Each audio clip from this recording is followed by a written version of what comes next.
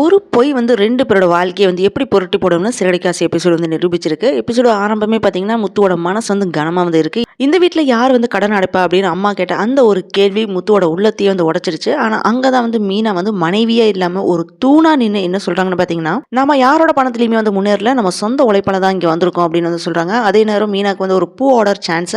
ஆனா எதிரிலேயே பார்த்தீங்கன்னா சிந்தாமணி என்ன சொல்றாங்க பார்த்தீங்கன்னா, இந்த ஆர்டர் வந்து உனக்கு கிடைக்காது அப்படின்னு திமிரா வந்து பேசுறாங்க. ஆனா மீனா வந்து அமைதியா சொன்ன அந்த ஒரு வார்த்தை வந்து பார்க்கலாம் அப்படின்றது தான் பூ கட்டி தரமா வந்து நிரூபிக்கிற ஐடியாவை வந்து சொல்றாங்க. அங்க மீனா வந்து ஜெயிக்க வந்து ஆரம்பிச்சுட்டா. ஆனா உண்மையான செம சம்பவம் வந்து நடந்தது வந்து கோர்ட்ல தான்.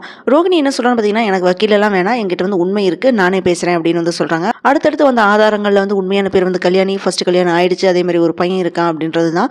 அப்போ ஜட்ஜி வந்து கேட்கிற அந்த கேள்வி என்னன்னு பாத்தீங்கன்னா, இந்த உண்மை வந்து முதல்ல வந்து யாருக்கு தெரியும் அப்படின்றது தான். அந்த இடத்துல மீனா என்ன சொல்றாங்கன்னு பாத்தீங்கன்னா, ரோகிணி வந்து தற்கொலை பண்ணிப்பேன் அப்படின்னு மிரட்டினாங்க, அதனாலதான் வந்து உண்மையை வரைச்சு வச்சேன், அந்த வழி இருக்கு அப்படின்னு வந்து சொல்றாங்க. ஒரு அம்மாவா மீனா வந்து அழுத நிமிஷம் பாத்தீங்கன்னா நம்ம எல்லாத்தையுமே வந்து ஃபீல் பண்ண வச்சிருக்கு.